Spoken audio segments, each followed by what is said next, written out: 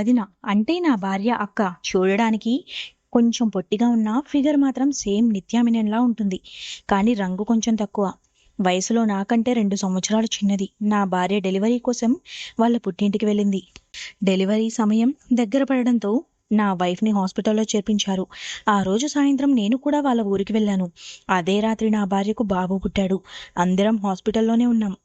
మరుసటి రోజు ఉదయం మా అత్త ఇంటికి వెళ్ళి ఫ్రెష్ అయి భోజనం తయారు చేసి తీసుకురా అని మా వదినతో చెప్పింది. నేను కూడా ఫ్రెష్ అవ్వడానికి ఆమెతో కలిసి ఇంటికి వెళ్ళాను. ఇద్దరం మా మామయ్య బైక్ మీద ఇంటికి బయలుదేరాం. ఆ బైక్ బ్రేకులు సరిగా పనిచేయడం లేదు. ట్రాఫిక్లో వెళ్తూ బ్రేక్ వేయాల్సి వచ్చినప్పుడు ఆమె కొద్దిగా ముందుకు జరిగేది. తను కొంచెం టచ్ అవుతూ ఉంది. కానీ తను దాన్ని పెద్దగా పట్టించుకోలేదు. ఇంటికి వెళ్ళాక ఇద్దరం ఫ్రెష్ అయ్యాం. ఆమె భోజనం సిద్ధం చేసింది. తరువాత మళ్ళీ హాస్పిటల్కు వెళ్ళిపోయాం. మధ్యాహ్నం లంచ్ చేస్తున్నప్పుడు మా వదిన నాతో బాబు పుట్టాడు కదా, పార్టీ లేదా అని అడిగింది. ఏం కావాలి వదినా అని నేను అడిగాను. సాయంత్రం ఇంటికి వెళ్ళేటప్పుడు అడుగుతాను, అప్పుడు కొనిపెట్టు అంది. సరే అన్నాను. రాత్రికి హాస్పిటల్లో పడుకోవడం ఇబ్బందిగా ఉంటుందని మా అత్త నన్ను ఇంటికి వెళ్ళి పడుకోమంది.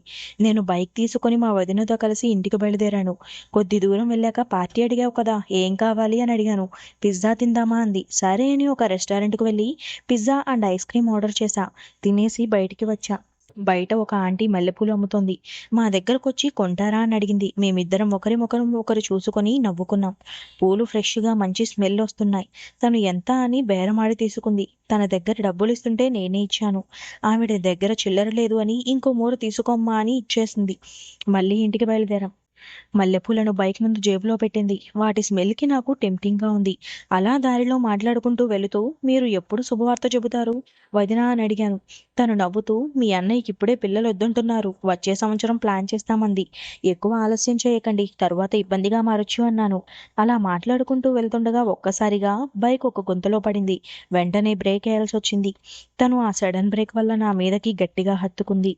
పడిపోతుంది అని భయపడి నా చేతిని గట్టిగా పట్టుకుంది. నేను కూడా ఒక్కసారిగా తను పడిపోకుండా తన తొడ మీద చేయి వేసి గట్టిగా పట్టుకున్నా. వెంటనే తను ఏం చేయాలో అర్థం కాక నా హ్యాండ్ని పక్కకి తోసేసింది. నేను సారీ చెప్పి ఏం మాట్లాడకుండా బైక్ నడిపి ఇంటికి చేరుకున్నాను. ఇంటికొచ్చేసరికి మా మావయ్య మనవడు పుట్టిన ఆనందంలో ఫుల్లుగా డ్రింక్ చేసి అప్పటికే బెడ్రూమ్లో నిద్రపోతున్నారు. నేను స్నానం చేసి హాల్లో టీవీ ముందు కూర్చున్నాను.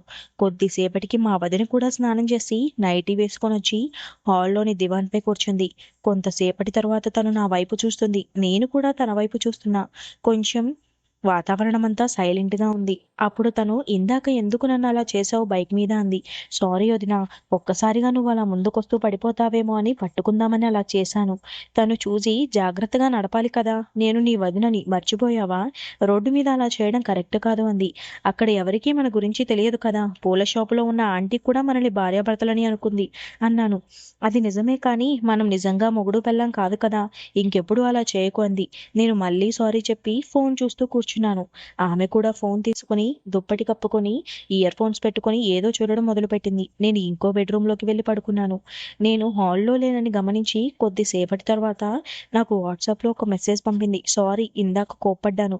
పర్లేదులే వదినా, తప్పు నాదే కదా, నేను అలా చేయకుండా ఉండాల్సింది. అవును, ఇప్పుడు నీ వల్లే నాకు నిద్ర పట్టట్లేదు. ఏమైంది వదినా, ఇందాక అలా నీకు టచ్ అవ్వడం, నువ్వు నా మీద చేయి వేయడం అంతా ఏదోలా ఉంది.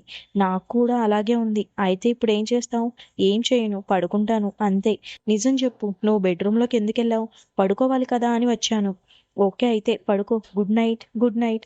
నాకు నిద్ర పట్టలేదు. అలా కొద్దిసేపటి తర్వాత మెల్లగా బెడ్రూమ్ డోర్ దగ్గరకు వచ్చి హాల్లోకి చూశాను. వదిన ఇంకా పడుకోలేదు. బ్లాంకెట్ కప్పుకొని ఫోన్ చూస్తూ ఉంది. నాకు అర్థమైంది అది వీడియోస్ చూస్తుందని. ఇదే మంచి ఛాన్స్, ఎలాగైనా తనతో ఎంజాయ్ చేయాలని ఫిక్స్ అయ్యాను. ఇప్పుడు ఉన్న మూడ్లో ఈజీగా నాతో ఒప్పుకుంటుంది అని అర్థమైంది. మళ్ళీ బెడ్రూమ్లోకి వెళ్ళి వాట్సాప్లో మెసేజ్ చేశాను. వదినా, పడుకున్నావా? ఇంకా లేదు. నువ్వు పడుకుంటా అన్నావుగా, నిద్ర రావట్లేదు అంతేనా, లేదంటే ఆపుకోలేక వీడియోస్ చూస్తూ ఉన్నావా? లేదు, నేనేమీ చూడట్లేదు. అయితే సరే. ఏంటొదినా, మరి నువ్వేం చేస్తున్నావు? నాకు బాడీ అంతా ఏదోలా ఉంది, అనవసరంగా ఇక్కడికి వచ్చాను. అవునా, ఎలా ఉంది? వేడిగా ఉందా? అవును. నేను వదిన ఒకటి అడగనా? అడుగు. వీడియోస్ చూస్తున్నావా నువ్వు? హే, ఏంటి నన్ను చూస్తున్నావా? అవును. నన్ను హెల్ప్ చేయమంటావా? ఏం హెల్ప్ చేస్తావు నువ్వు? నీకు ఎలాంటి హెల్ప్ కావాలన్నా చేస్తాను అని హాల్లోకి వచ్చాను. తను ఫ్లవర్స్ బైక్లో మర్చిపోయింది అని చెప్పింది. వెళ్ళి తీసుకొచ్చాను. ఫ్లవర్స్ తనకిస్తుంటే ఎందుకో నాలో ఇంకా కామం ఎక్కువై తన బాడీని అలాగే చూస్తున్నాను. తనకి అర్థమైంది. రేపో ఎల్లుండో మీ బ్రదర్ వస్తాడు. నువ్వు ఇలా ఆయన ముందు నన్ను చూడకు, బాగోదు అంది.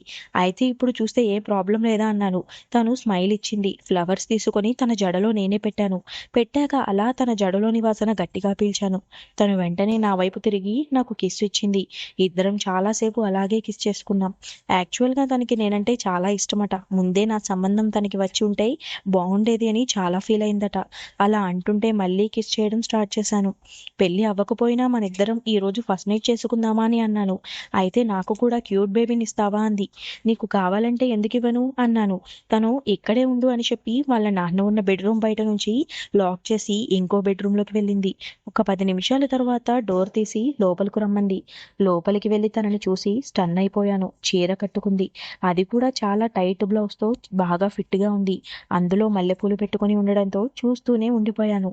ఫ్లవర్స్ నీ మొగుడు నీ కోసమేమో అనుకున్నా అన్నాను. అవును, ఈరోజు నువ్వే నా మొగుడివిరా అంది. ఇక వెంటనే తనని అలా వాల్కి ఆనించి మెడంతా ముద్దులు పెడుతున్నాను.